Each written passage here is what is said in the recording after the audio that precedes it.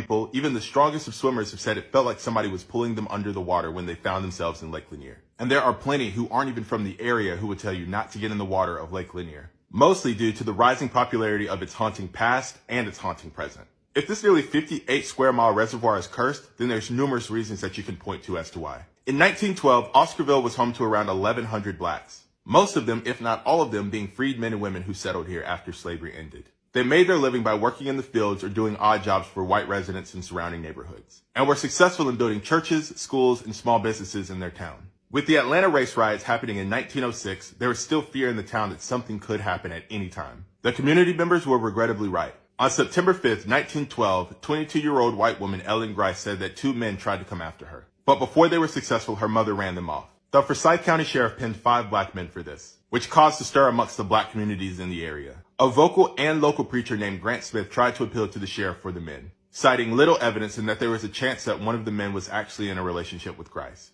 This angered the local white community, so they came to the courthouse for Grant Smith, with horsewhips and other various things. And on those steps is where Grant Smith almost passed away. Tony Howell, one of the men, was accused and convicted. Shortly after this, false rumors began to spread that blacks were planning to do something to a nearby town. So white residents in the areas were loading up on arms and patrolling the towns. On September 12, 1912, 16-year-old Ernest Knox was accused of assaulting 18-year-old May Crow. She was found barely alive in the nearby Big Creek community. Searchers allegedly found a small pocket mirror belonging to Ernest Knox. They found him at home, threatened to hang him, and coerced him to confess. Knox and 4 other men, presumed to be his accomplices, were taken to a jail in the Atlanta area. A group of over 2,000 whites came to the jail and overtook it, hanging one of those men, Rob Edwards, from a telephone pole in the town square. Both Knox and another teenager named Oscar Daniel were found guilty. They were sentenced to hanging without ever having a fair trial, a sentence that was also against the law in the state at this time. And the Night Riders, an openly supremacist group, was formed after these events, with their main goal being to run every black person out of Forsyth County and beyond.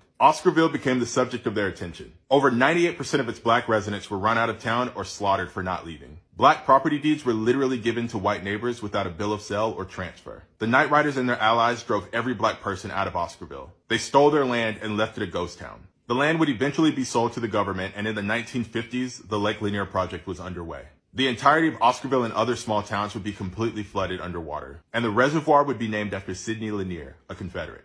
In total, over 50,000 acres of farmland would be washed away, 250 families displaced, and over 20 cemeteries left under the water. And to this day, it seems that what was left behind still has a story to tell. Hundreds and hundreds of people have passed away in this lake, with well over 200 of them happening after 1994. What that number doesn't include are also the amount of accidents that happen, both vehicular and boating in nature. On top of that, it's said that this lake is haunted.